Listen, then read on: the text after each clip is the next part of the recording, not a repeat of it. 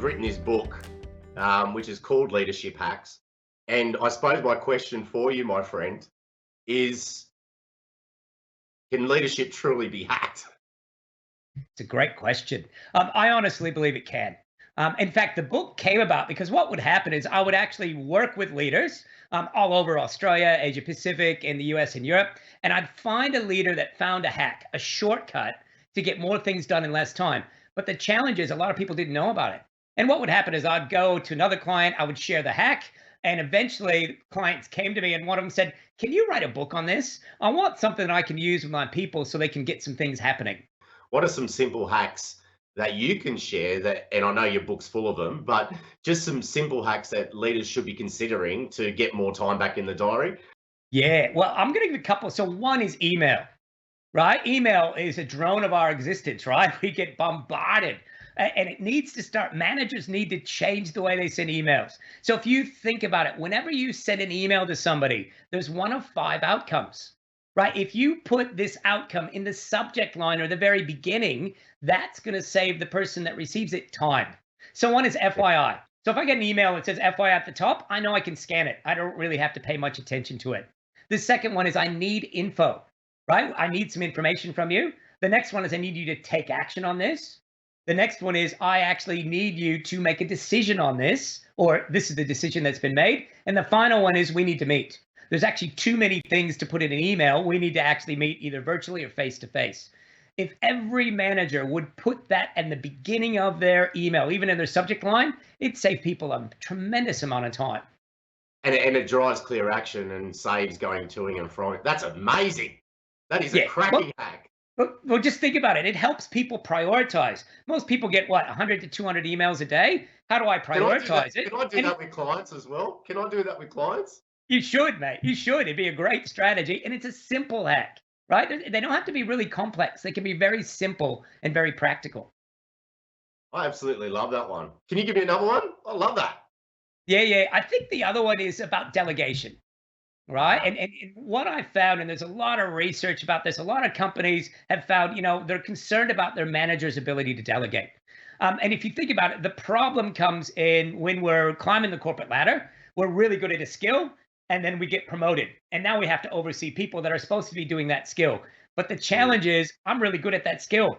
So rather than me delegating, I go, well, by the time I explain it to them, right, Cookie, I know you're great, but by the time I actually explain it to you, I could have just done it myself, right? Well, that's a myth. That's the biggest problem a lot of leaders make. So what I talk about in the book, there's 4 levels to delegation, right?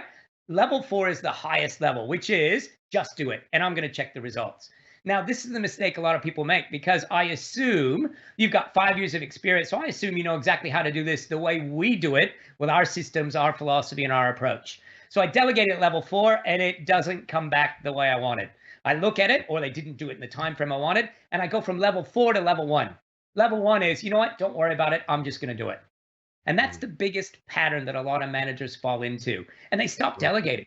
Or they only delegate if they got 10 people on their team, they only delegate to 2 because I can delegate at level 4. The rest I can't. And now I'm overloading those 2 people and myself. So what they should do is go to level 2.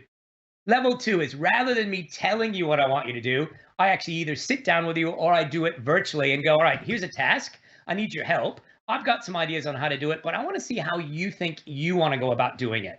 And what I do is I map it visually on a sheet of paper or on an electronic whiteboard. So I ask them, what are some steps? Oh, that's one. What's another one? That's another one. That's another one. I might add one. And then what I do is I ask them, all right, what sequence do you think you need to do this in to be more efficient with your time? What do you need to start with?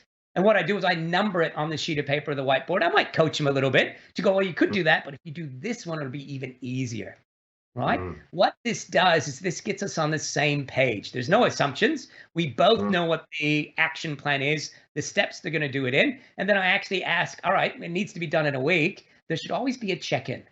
Halfway, all right, if it's done in a week, let's check in 3 days. I want you to show me what you come up with, right? Just to make sure that I haven't forgotten to communicate something to you, right? If we did level 2, staff are more encouraged and inspired. It's their plan, not ours, because I just didn't spray them with what to do. And they've got this sense of involvement. Now, before you give that sheet of paper to them, if you're in person, take your phone out and take a photo of it, right? Because this is what I'm going to use to make sure I follow up with them on those actions. That's level 2. Level 3 is just a slight shift on that, which is, Yeah. all right, remember when I map it on a sheet of paper? Here's what I want you to do. I want you to do it. You map it, one sheet of paper, one screen. Share it with me, because there might be an email I forgot to forward to you, right? And then let's have you execute it. And what I find is leaders start delegating, usually at a level 2 or level 3. You can get people at level 4, and then it's sustainable. And then you have time to work on the important things. Where do leaders mostly go wrong? Like, where does it actually go wrong, where their time and energy is at in maybe things that they shouldn't be concentrating on? Yeah, I think it goes in a lot of areas. I think most of the time as leaders, leaders get into what I call mental autopilot. They go through the motion, they're doing the best they can, but they're unconscious to a lot of the things they do. And quite often when they look back to the past week, they go, I really didn't achieve much. And part of the reason why is they're in this unconscious pattern or habit that's probably not serving them. And that's what I find.